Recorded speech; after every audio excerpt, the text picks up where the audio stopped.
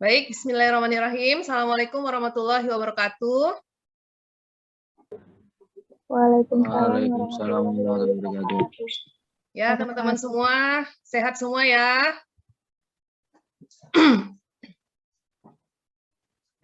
Ya, alhamdulillah kita bersyukur Allah masih berikan nikmat pada kita. Hari ini kita bisa virtual kembali, online, dan sesuai dengan aturan dari Dinas Pendidikan ya teman-teman ya.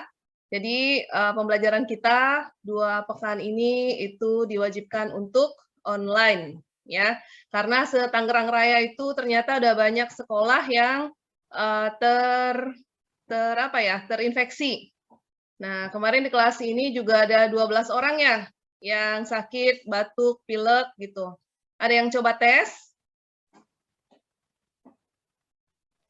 Enggak, Bu. Oh, enggak, enggak berani. Kemarin Bu Loli juga enggak tes sih, cuma isoman aja. Yaitu tadi, pilek, batuk, dan alhamdulillah sekarang udah mendingan.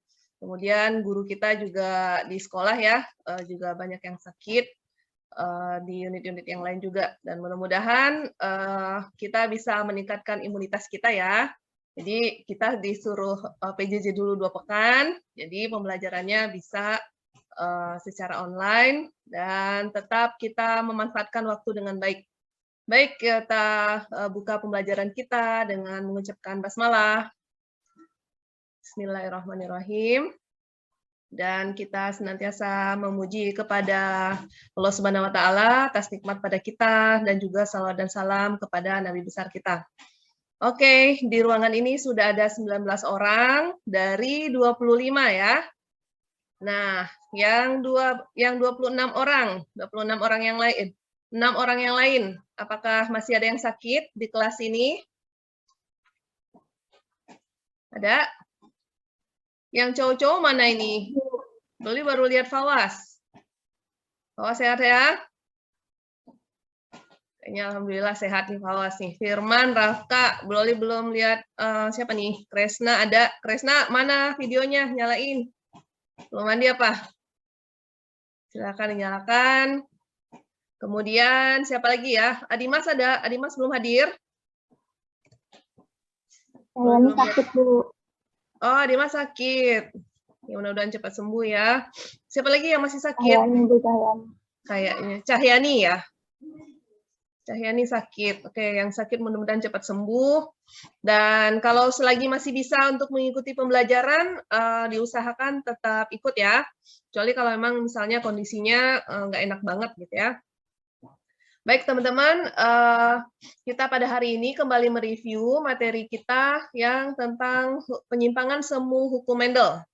Ya, dari hasil penilaian waktu itu, ketika UAS ternyata masih banyak yang belum memahami tentang penyimpangan semu hukum Mendel. Ya, silakan disiapkan catatannya, bukunya. Boleh akan berbagi slide nanti setelah pembelajaran. Sekarang kita coba review kembali. Nah, teman-teman masih ingat ya tentang hukum Mendel ya? Masih ingat tentang hukum Mendel? Yaitu tentang penyilangan pada tanaman ya. Sebentar.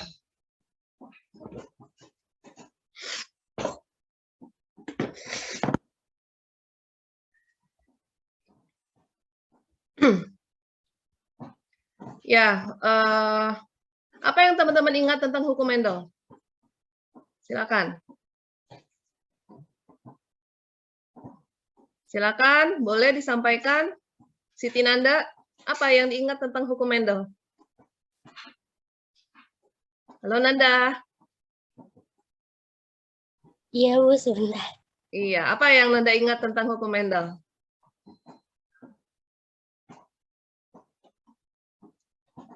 Apa coba? Seingatnya aja, apa aja yang terlintas di pikiran? Ketika belum disebutkan hukum Mendel, yang keinget apa? Silakan yang lain boleh. Jadi, apa yang teringat ketika Bu Loli sebutkan hukum Mendel, yang terlintas di pikiran apa?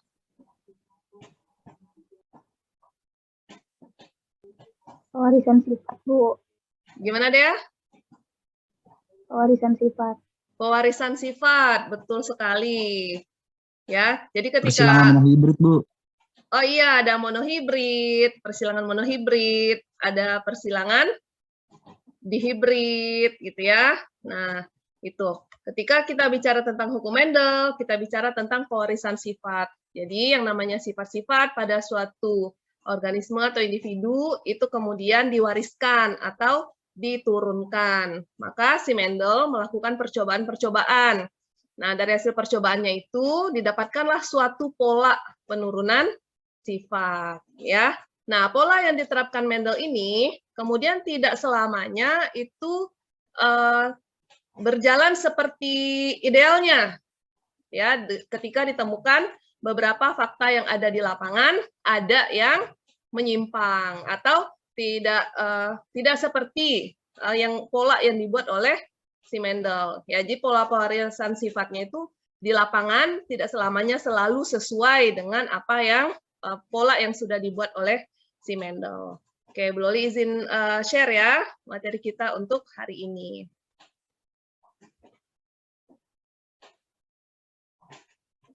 Baik, apakah sudah muncul di layar teman-teman semua? Sudah, Bu. Oke. Sudah, Bu. Nah, kita hari ini khusus ya akan berbicara tentang penyimpangan hukum Mendel yang terkait dengan interaksi akibat interaksi gen. Nah, tujuan pembelajaran kita hari ini, yang pertama, teman-teman bisa menjelaskan macam-macam penyimpangan semu hukum Mendel akibat interaksi gen. Jadi catat ya di sini penyimpangan pada hukum Mendel yang disebabkan oleh interaksi gen. Kemudian teman-teman nanti bisa menganalisis perbedaan fenotip. Jadi nanti kita coba lihat gitu, apa sih bedanya gitu ya, perbandingan fenotip antara yang dihukum Mendel dengan yang pada hasil penyimpangannya seperti apa. Kemudian yang ketiga, teman-teman bisa menerapkan ya proses penyilangan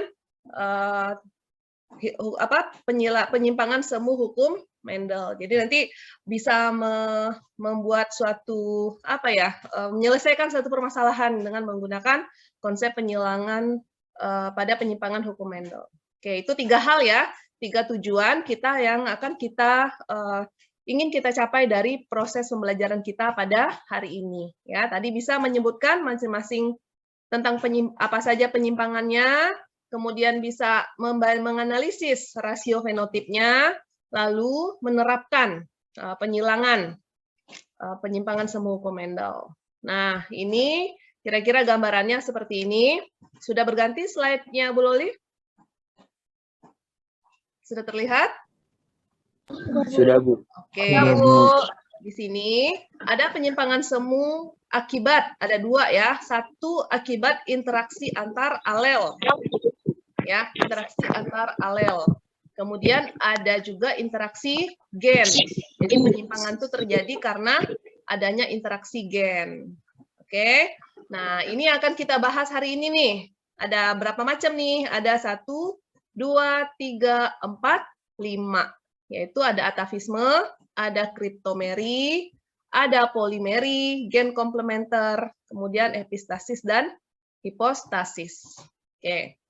Jadi kita akan bahas yang bagian sebelah kanan. Ya. Nah, ini boleh review kembali. Ya. Bagian yang akan kita bahas ini, ya, karena itu adalah interaksi antar gen, maka nanti akan melibatkan konsep hukum Mendel yang kedua. Ini direview lagi ya, hukum Mendel yang kedua, yaitu persilangan dihibrid. Ya, di mana pasangan alel dari gen yang berbeda, dia bisa berpasangan secara bebas selama pembentukan gamet. Kayak gini nih kan gennya beda nih, antara bentuk bulat dan warna kuning. Nah, dia bisa berpasangan nih dalam pembentukan gamet. Ya, antara bentuk ini kemudian ada bentuk yang kisut, warna yang hijau. Nanti juga bisa berpasangan antara bentuk yang bulat dengan warna yang hijau, atau warna kuning dengan bentuk yang kisut, kayak gitu. Gitu ya teman-teman. Ini review saja untuk hukum Mendel yang kedua. Masih ingat ya diagram Punetnya? Ya. Teman-teman masih ingat cara menentukan gamet?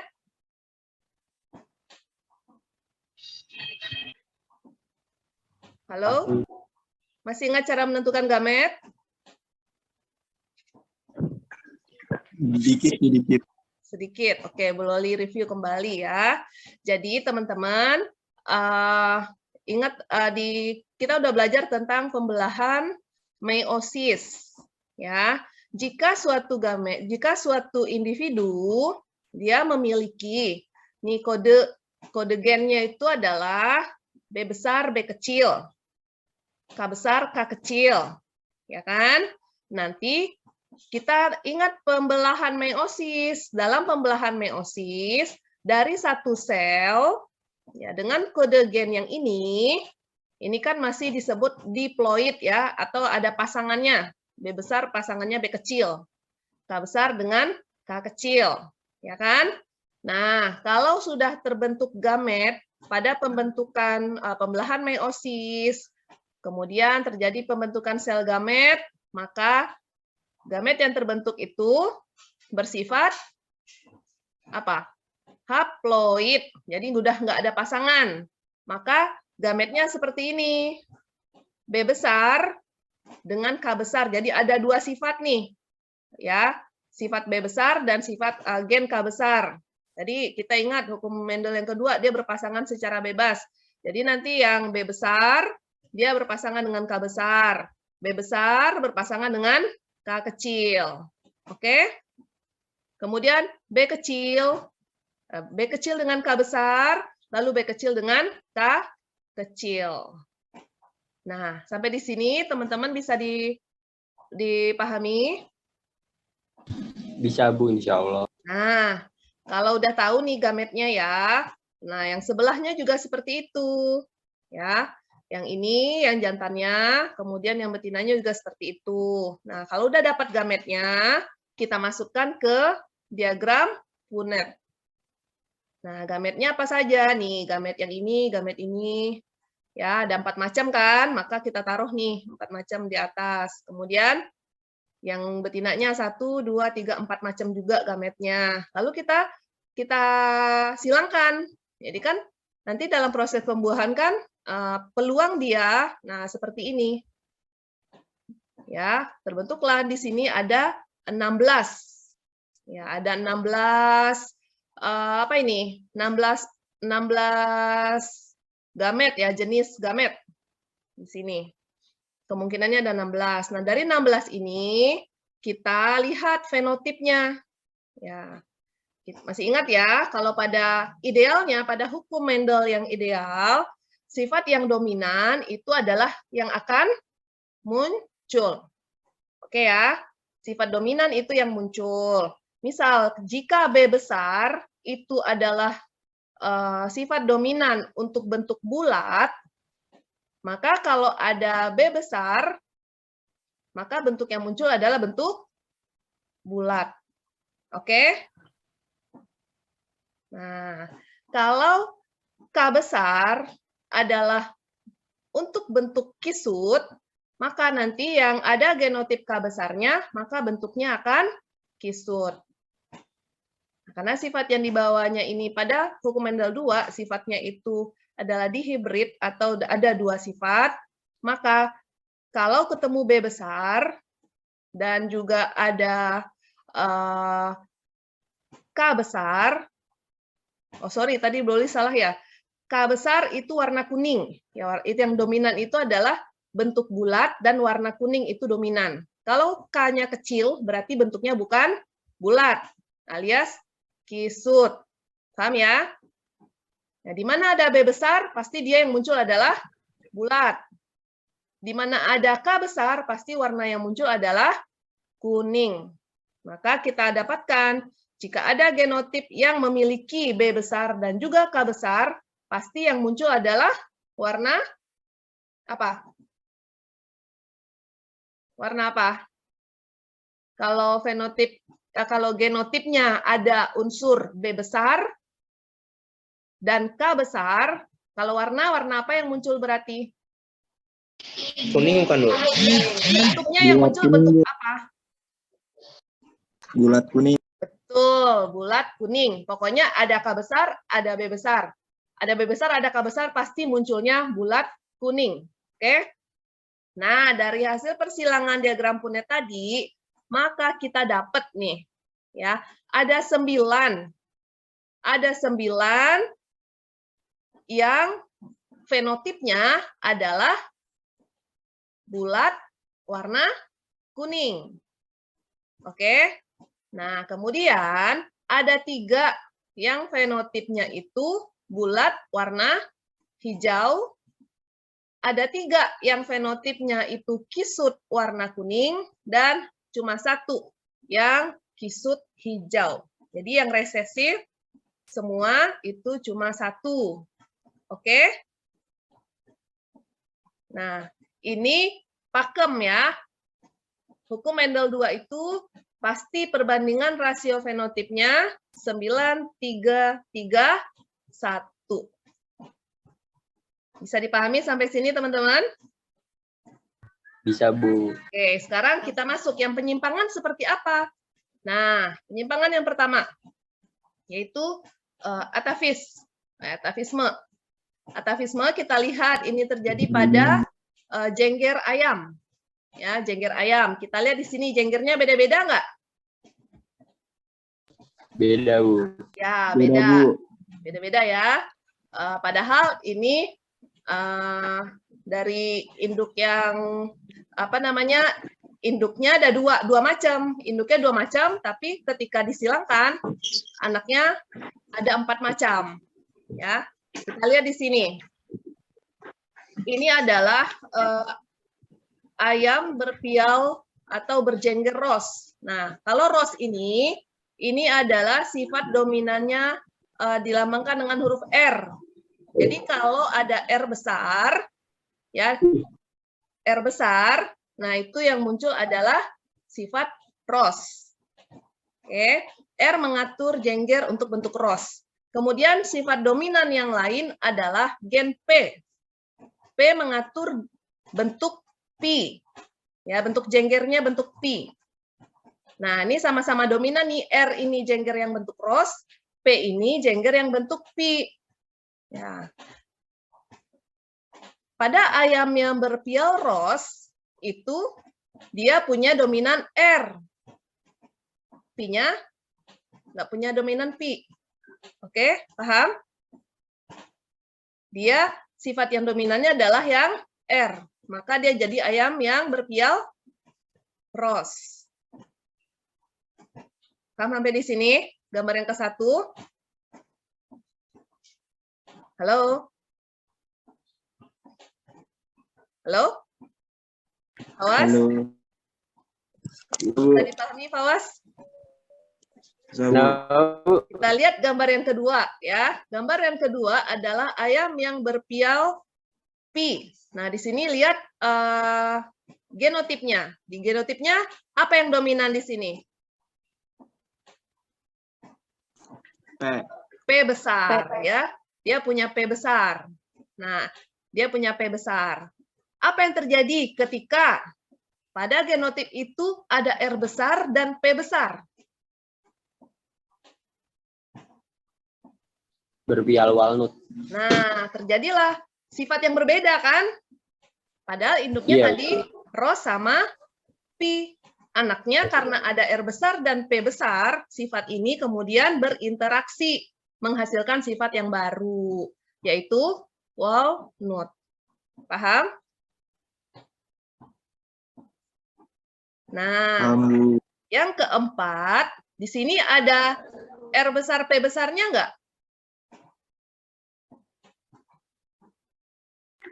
Enggak ada ya, yang ada sifat resesif, R kecil dan P kecil. Nah, interaksi antara R kecil dan P kecil ini menghasilkan ayam yang berjengger bilah atau single. Nah, di sini teman-teman bisa pahami? Bisa, Bu. Ya. Ini dia. Ya, jadi pada penyimpangan bentuk atafisme, perbandingan genotipnya gimana? Nanti kita lihat ya. Nah, di sini kira-kira seperti ini. Jadi lihat genotipnya, pada kode genotipnya, jika ada P besar dan R besar, maka mereka akan berinteraksi. Jadi nggak ngalahin. Bukan R ngalahin P, enggak. P ngalahin R, enggak. Karena dua-duanya dominan, maka mereka berinteraksi menjadi sesuatu yang baru. Ya, jadi sesuatu yang baru. Kemudian, jika R dominan, R besar saja adanya, maka dia akan menjadi ROS. Jika dia punya P besar, maka dia menjadi Pi. Di sini kan R besar sendiri ya, dominan ya. Yang dominan R saja kan, P-nya kan nggak dominan. Maka munculnya adalah ROS ya, karena yang dominan. Di sini yang dominan apa? P. Nah, P besar ya, maka yang dia munculnya adalah Pi. Nah, di sini nggak ada yang dominan, ya resesif, maka dia jadi single. Oke, bisa dipahami ya. Nah, ini contoh persilangannya yang dilakukan percobaannya. Ini diagram persilangannya kira-kira seperti ini. Jadi pertama-tama ini percobaan itu dilakukan dengan menyilang ayam ROS dengan ayam Pi.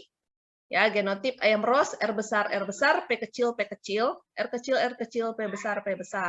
Gametnya tadi sudah tahu ya cara mencari gametnya, kombinasi antara yang R besar ini dengan P kecil. Karena ini R besar, P kecil ya gametnya cuma sejenis. Sama yang ini juga gametnya sejenis. Lalu disilang, menghasilkan ayam walnut. Karena ada R besar, ada P besar. Sesama walnut, lalu disilang. Ya, gini ya. F1 disilang sesama F1. Jadi walnut disilang dengan walnut. Nah, diagramnya seperti ini. Ya, teman-teman udah bisa ya selanjutnya ya memasukkannya ke dalam diagram ya. Oke. Sudah, Bu. Nah, rasio fenotipnya gimana? 9:3:3:1. Nah, 9:3:3:1. 9 walnut, 3 ROS, 3 Pi, dan 1 single. Ya, hampir sama perbandingan fenotipnya dengan buku Mendel yang kedua. Nah, sampai sini bisa dipahami? Bisa, Bu. Insya Allah. Insya Allah ya. Kita masuk yang penyimpangan berikutnya ya. Masuk penyimpangan yang berikutnya. Nah, ini penyimpangan yang berikutnya terjadi pada bunga Linaria marokana. Ya, bunga ini itu di sini ada sifat gen yang dia itu tersembunyi kalau dia tidak bersama dengan dominan yang lain. Gitu. Jadi dia kalau dominan sendiri ya dia sifatnya nggak muncul. Ya, sifat yang akan muncul itu kan yang diharapkan adalah yang berwarna ungu. Jadi kalau misalnya dia sendiri, ungunya nggak muncul. Ya, nah ini disebut dengan kriptomeri. Kenapa? Karena pada bunga linaria ini ada gen A. Gen A ini yang membawa antosianin. Antosianin itu semacam apa ya? Pigmen ya. Antosianin itu semacam pigmen. Jadi dia punya gen pigmen. Kalau A kecil itu berarti nggak punya pigmen atau antosianinnya. Kalau dia punya gen B, B ini membawa bersifat basa. Kalau B kecil, B besar itu bersifat basa, B kecil bersifat asam. Nah, kalian pernah belajar kimia kan ya? Uji asam basa kan ya? Pernah? Pakai kertas lakmus? Pernah? Pernah. Nah, apa yang terjadi ketika kertas lakmus dimasukkan ke larutan asam? Warnanya apa? Warna biru, Bu. Kali larutan asam berwarna apa kertas lakmusnya? Warna merah. Ingat nggak? Kalau kertas lakmus dimasukkan ke larutan asam, warnanya merah. Kalau dia dimasukkan ke larutan basa, baru warnanya Biru. biru. Nah, ini juga sama kayak gitu. Ya, jadi ketika si gen antosianin ini nanti ketemu A besar ketemu dengan B kecil, maka warnanya jadi merah. Nih, jadi di sini nih. Ya, ada A besar. Ketika pigmen ini bertemu dengan suasana asam, ya, B kecil, maka dia akan jadi merah. Oke? Nah, ketika pigmennya nggak ada, mau asam, mau basa, muncul nggak warna? Enggak. Enggak, maka di sini jadi warna putih. Nah, ketika ada pigmen, kemudian ada gen basa, maka munculnya warna apa? Ungu. Nah, itu dia yang terjadi pada cryptomery. Ya, kasusnya pada bunga Linaria marokana. Oke, kira-kira penyilangannya seperti ini. Ya, di mana ada A besar dan B besar, pasti warnanya apa? Warnanya apa? Kalau ada A besar dan ada B besar? Ungu. Ungu. Karena terjadi Ungu. interaksi antara si gen dengan si basa. Ya. Oke. Ini waktunya tinggal 10 menit lagi ya. Baik, nah kira-kira rasio fenotipnya seperti ini. Ya. 9:3 banding 4. 9 ungu, 3 merah, 4 putih. Ya, bisa dipahami? Kenapa bisa begitu? Halo? Kapan dia akan menjadi merah? Bisa, Bu. Kapan dia jadi merah? Ketika A-nya Ketika besar. pigmennya ada, A besar. Nah, ketika ada A besar. Ya, ketika ada A besar dan B kecil. Asam. Asam, maka dia merah. Ketika nggak ada A besar, Berwarna putih. iya, pigmennya nggak ada, ya kan? Berarti dia akan berwarna putih. Oke, paham untuk cryptomery? Paham, Bu, insya Allah. Kita lanjut. Berikutnya. Halo, ini kenapa slide-nya nggak mau turun? Bentar ya teman-teman, boleh stop share dulu. Oke, Bu. Tadi slide-nya nggak mau ganti.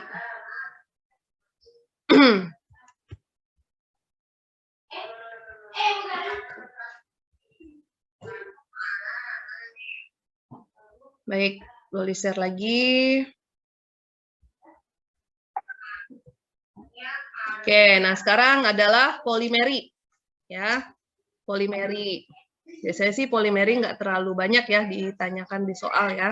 Tapi kita perlu tahu. Nah, polimery itu terjadi pada warna biji gandum. Udah tampil di teman-teman slide-nya? Sudah, Bu. Oke. Warna pada biji gandum ya. Nah, ini juga interaksi alel. Semakin banyak sifat dominannya, maka semakin warnanya merah. Nah, penjelasannya seperti ini.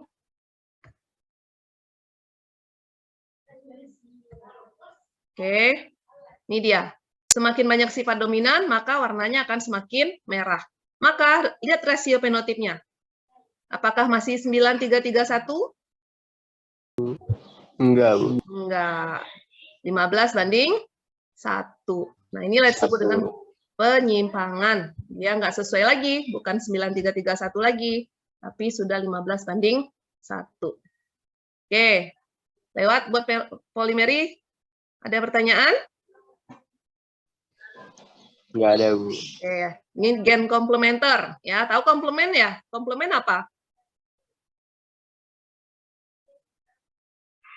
Komplement apa?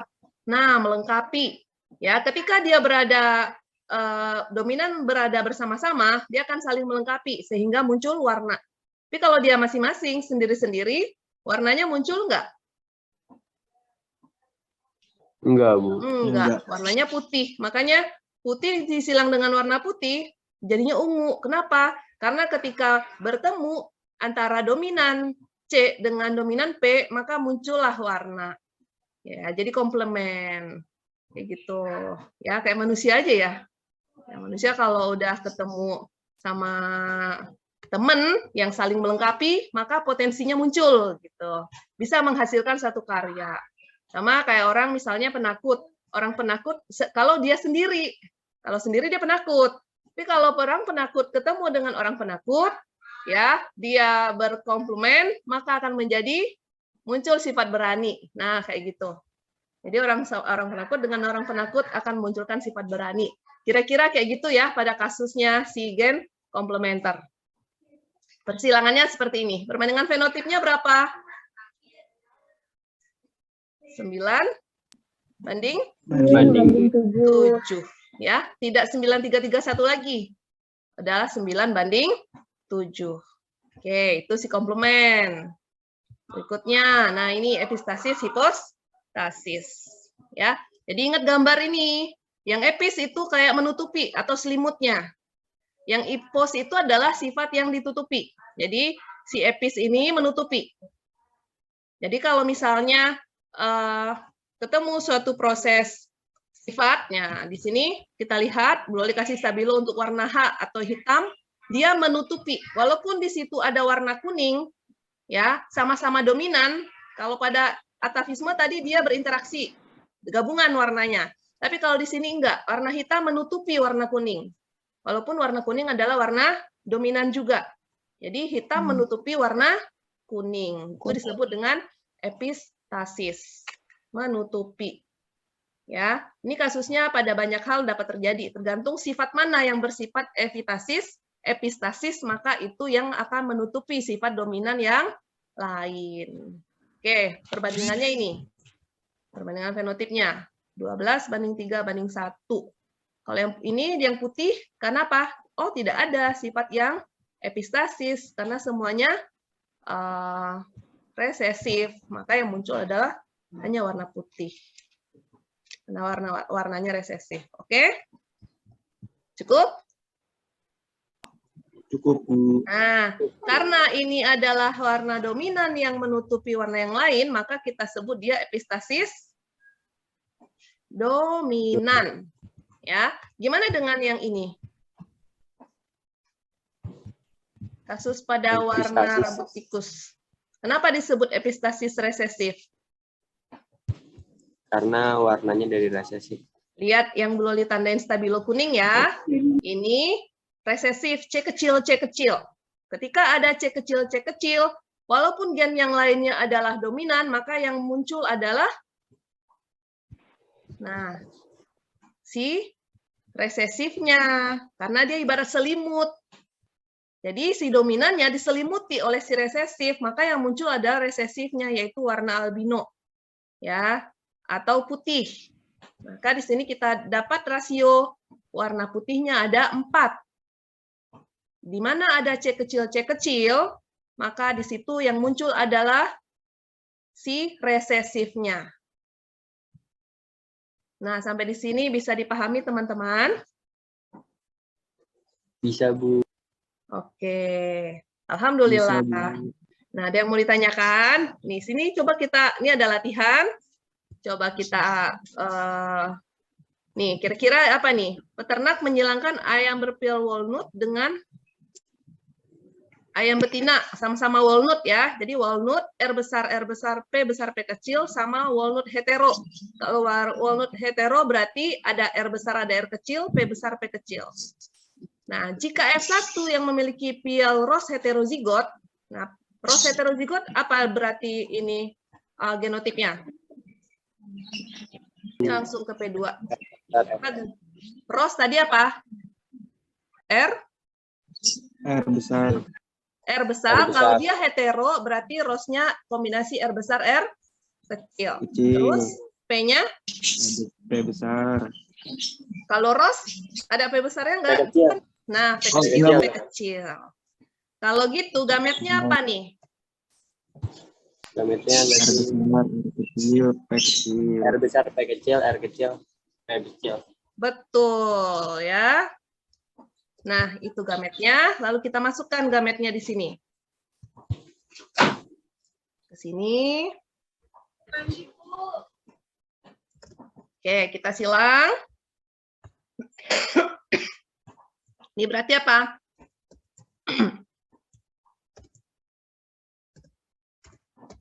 Betul seperti itu? Betul. Apa nih warnanya? Ini apa jenisnya? Ada R besar, ada P besar. Walnut. Oke, Walnut. walnut, betul. Kemudian kalau yang ini, apa nih?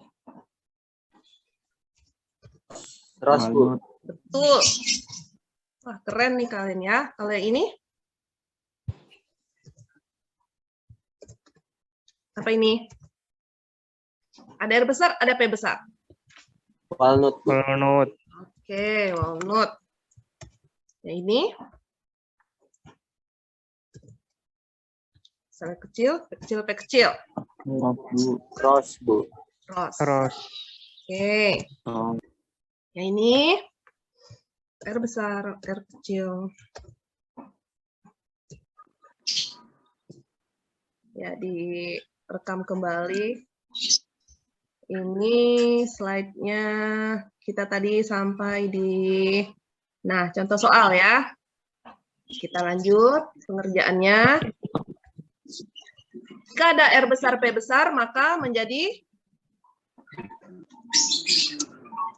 Walnut. walnut. Oke, di sini ada R besar, R kecil, P kecil, P kecil. Maka ini menjadi Rose. rose. Tuh. Rose. Kemudian kalau Rose. ada R kecil, P besar, P kecil, maka ini menjadi Walnut. cuma ada P besar, R besarnya nggak ada. Kayak Iya, jadi P. Ya, biji, ya. biji. Kayak Kalau di sini R kecil, P kecil, P kecil, maka jadi single. single. Ya, singgelilah nih ya. Oke, nah begitu.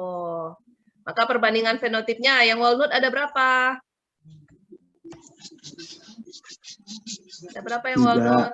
3 walnut. Ya, Bu. 3. Terus 3 rose. 3 3 rose. rose. Banding 1 pi. 1 pi. Ya, rose, walnut, pi. Yang nggak ada apa ini? Singlenya belum, Bu. Singlenya. Iya, Bu. Satu single.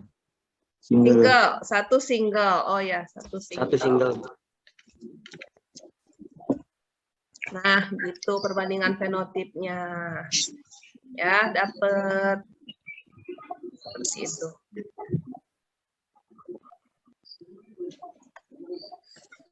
Ya. 3 walnut, 3 rose, 1 pi, 1 single. Nah, kalau misalnya ada pertanyaan, si peternak itu dia jumlah ternaknya itu ada jumlah ternaknya ada 100 ternak gitu. Nah, dari 100 ternak ayam 100 F2 atau anak ayam, ini kan hasil persilangan si ini, jika F1 yang pial rose disilang dengan ayam pial walnut, menghasilkan anak ayam sejumlah 100, berapa jumlah anak ayam yang berpial walnut? Gimana nyarinya?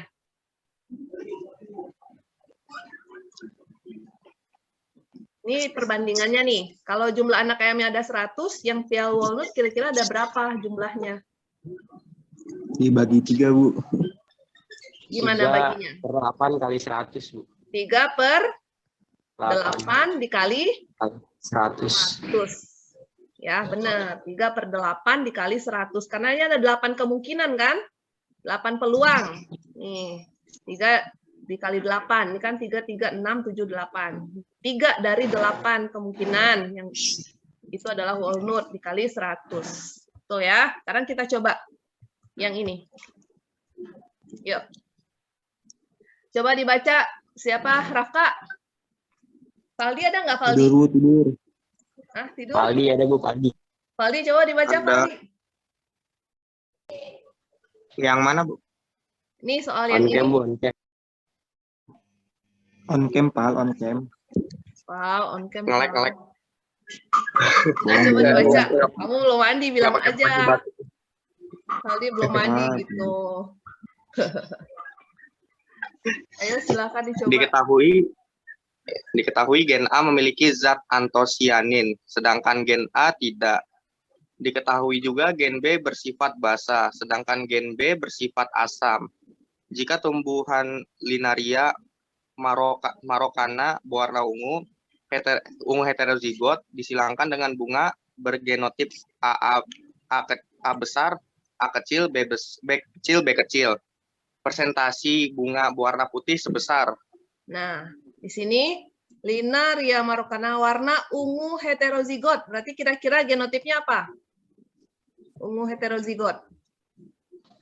A besar. A besar, besar, hetero A ya. kecil, Nah, terus B besar. besar. B kecil. B kecil, Kalau gitu gametnya apa?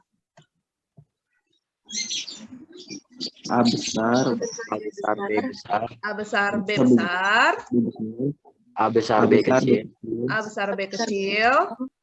A kecil. B besar. A kecil, B besar. A kecil. B kecil. A kecil, B kecil. Pinter. Oke, sip. Seperti itu gametnya ya. Nah, kita masukkan dalam tabel. Ini A besar, B. Yang ini sudah belum dimasukkan, tinggal di sini yang 4 macam. A besar, B besar. A besar, B kecil. A kecil, B besar. A kecil, B kecil. Oke, di sini berarti A besar, B besar, B kecil. Apa warnanya ini? Ungu. Ada besar, ada B besar, maka dia jadi ungu. Ungu. Di sini ada A besar, B kecil, B kecil. Warnanya apa? Apa warnanya ini? A besar aja. Dan dia basah. putih, Pigmennya ada dan keadaannya basah. Basah, asam. Merah. Kecil kan? Biru. Ikan Merah. asam. Warna apa? Merah. putih, Merah. Merah. Dia asam. Dia Merah, asam. Mon. Merah. A besar, A kecil, B besar, B kecil. Nah, ada A besar, ada B besar. Ungu. Ungu. ungu, Oke, di sini A besar, A kecil, B kecil, B kecil. Ada pigmennya dan Merah. asam. Jadi merah, merah. Gitu. Nah, di sini A besar, A kecil, B besar, B kecil. Maka ini jadi warna Ungu. oke, ungu. Di sini A besar, A kecil, B kecil, B kecil. Maka ini menjadi warna merah, pinter. Wah, semakin lancar ya. Kemudian di sini A kecil, B besar, B kecil. Putih. putih, Pinter, warna putih. Wow, keren. Ya, kalian kalau online lebih cepat ya. Nah, ini berarti warnanya, sorry kok berubah sendiri. merah, Ini pigmennya nggak ada, maka juga putih. Nah, perbandingan fenotipnya berarti sekarang perbandingan fenotipnya. Yang ungu berapa? 3, 3 yang ungu. 3 ungu berbanding dengan 3 merah 3 berapa? merah. 3 merah. 3 merah berbanding yang putih 2 putih. 2 putih. Nah, ini tabelnya kurang panjang. Nah, itu dia perbandingannya. Nah, 3 ungu, 3 merah, 2 putih. Sekarang persentase warna putih berapa persen berarti? Persentase warna 40. putih. Dari mana dapat 40?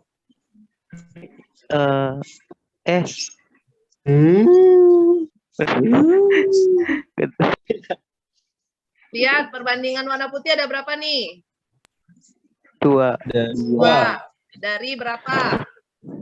8, Dari 8. Maka dikali 100. 100%. Dapatnya jadi berapa?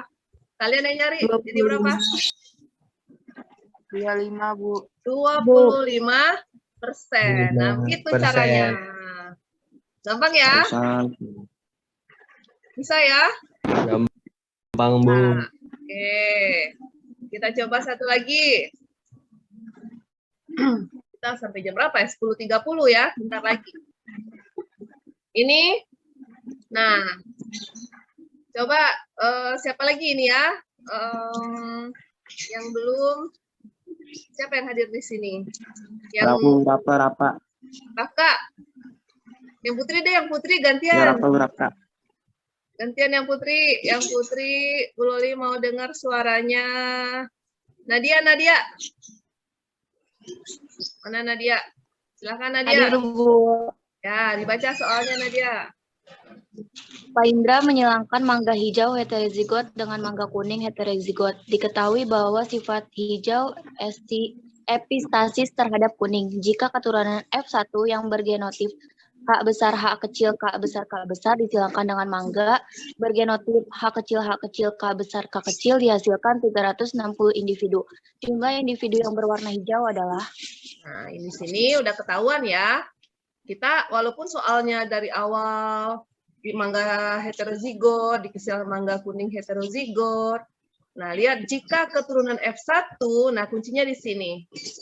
Bergenotip H besar H kecil K besar, maka kita tulis di sini langsung kita ke P2. Jadi nggak usah dari panjang-panjang dari awal ya. Karena ini yang ininya udah diketahui.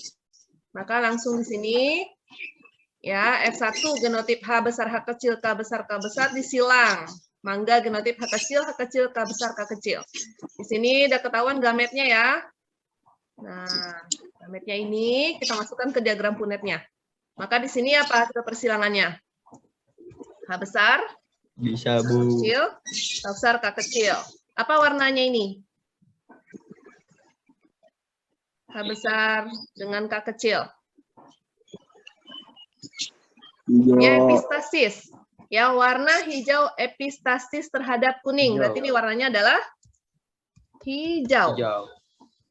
Oke, yang ini H besar H kecil, K besar K kecil, warnanya hijau. Kenapa hijau? Hijau. Ini ada H besar, ini ada K besar. Ingat, hijau epistasis terhadap kuning, maka yang muncul adalah warna hijau, H besarnya ya. Di sini ada H kecil, K besar, maka ini warna apa? Kuning. Pinter. Wah, kalian keren deh. Di sini ada H kecil, K besar, K kecil. Warnanya muncul adalah Kuning. oke, kuning. Maka berapa persen yang berwarna hijau? Coba lihat perbandingan fenotipnya berarti antara hijau dan kuning. Yang hijau ada berapa? Ini 2. 2 yang hijau berbanding yang kuning? 2 kuning. 2 kuning. 2. Maka yang warna hijau di sini isinya berapa? 2/4. 2/4 kali 360. Ayo berapa? Ayo berapa? 180. 180 gitu jumlah mangga yang berwarna hijau. Oke, teman-teman, bagaimana? Apakah mudah? Ya, alhamdulillah ya kalau mudah. Jadi sudah bisa dipahami ya. Tadi dari macam-macam penyimpangan hukum Mendel apa saja tadi yang kita sudah pelajari? Atavisme, terus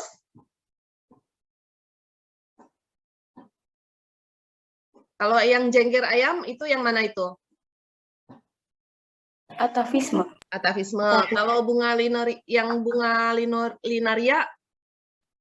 Cryptomeri. Tadi kalau yang warna hijau menutupi warna kuning, Gen komplementer. Epistasis hipostasis. epistasis hipostasis ya. Jadi ada atavisme, ada cryptomeri, epistasis hipostasis, ada apa lagi? Gen komplementer. Satu lagi apa? Yang gandum, warnanya akan semakin merah. Yang Polimeri. polimeri. Jadi itu ada 5 jenis penyimpangan pada hukum Mendel karena adanya interaksi antar gen. Ya, nanti untuk selanjutnya soal yang waktu itu pernah Bu Loli kasih, nanti Bu Loli akan berikan kembali, kan kita berlatih dengan soal tersebut. Bu Loli mau lihat sejauh mana kalian sudah bisa memahami dari materi yang tadi kita sampaikan. Dan tadi juga beberapa sudah bisa ya menyelesaikan permasalahan dari ada 3 contoh soal yang sudah kita coba tadi pecahkan bersama-sama. Mudah-mudahan bisa memberikan kemanfaatan untuk kita semua. Sampai di sini ada yang ingin disampaikan?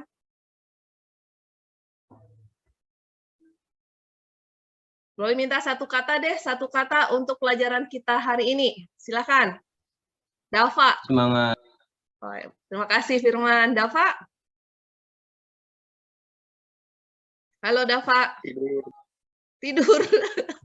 Tidur. Karena ini hujan ya, adem, enak banget. Rafka, silakan satu kata untuk pelajaran kita hari ini. Mabar. Mawar. Asik. Baik, kita ucapkan hamdalah sama-sama. Alhamdulillah. Alhamdulillahirrahmanirrahim. Terima kasih teman-teman semua. Semoga berkah ilmu yang sudah kita pelajari. Akhirul kalam. Assalamualaikum warahmatullahi wabarakatuh. Waalaikumsalam warahmatullahi wabarakatuh. Ya, silakan boleh meninggalkan grup. Warahmatullahi wabarakatuh.